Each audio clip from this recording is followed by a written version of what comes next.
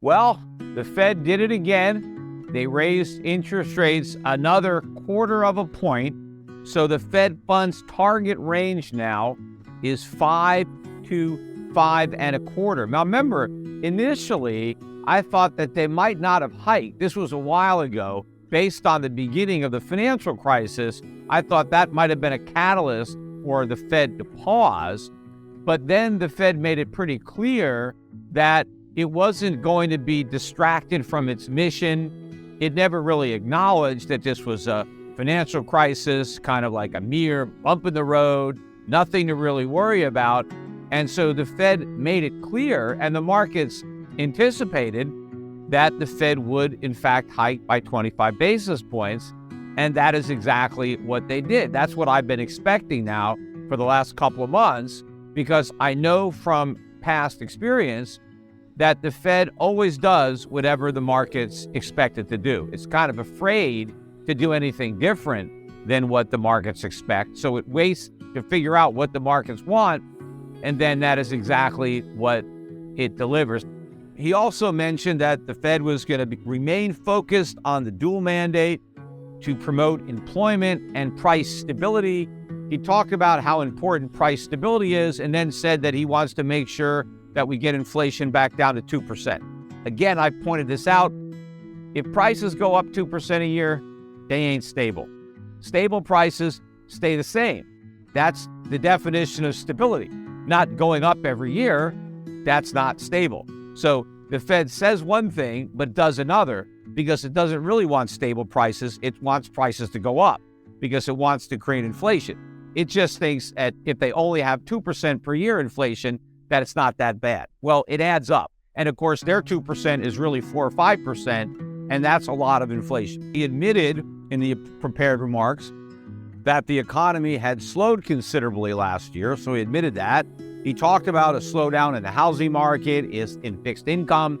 He attributed that to the higher interest rates. But he did keep focusing on the fact that the labor market is still super strong. The unemployment rate near 50-year lows. Of course, we're not measuring it now the way we did 50 years ago, but of course, he doesn't bring that up. He's talking about how we have this really strong labor market, and so rate hikes can continue because the Fed is not worried about the employment part of its mandate.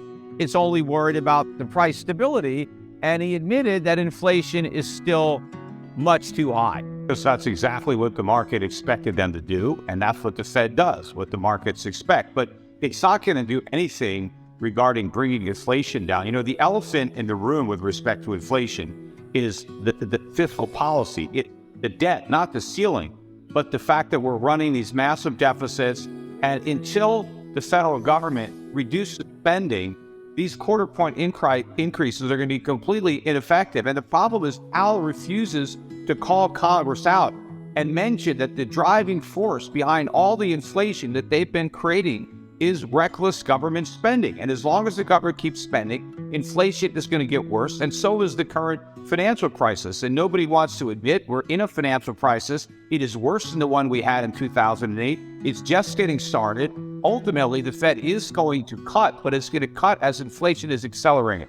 He hasn't accomplished anything other than running up the debt, weakening the economy, and strengthening inflation. The worst part about the weak GDP numbers that came out today was that the inflation numbers that are part of the GDP in Q1 of this year, inflation actually strengthened over the fourth quarter of last year. So not only is the economy weakening, but inflation is strengthening. You have the worst of both worlds. This is stagflation, and it's going to get worse. The real problem is that Paul Krugman still has a job. But, if you look at the jobs that have been created, they're low-paying service sector jobs. So what's happened during the Biden presidency is people have lost good jobs, high-paying jobs with benefits, and they've been forced to replace them with 2 or 3 low-paying part-time jobs. That's where all the jobs are coming from. That's what the numbers show. The only reason we're creating jobs is because we're destroying so many good jobs, and you need to hobble together 2 or 3 part-time jobs to try to replace your lost income, and that means that we have more jobs. But they're not good jobs, they're bad jobs. People would rather have the jobs they lost than the crappy jobs that they're forced to work.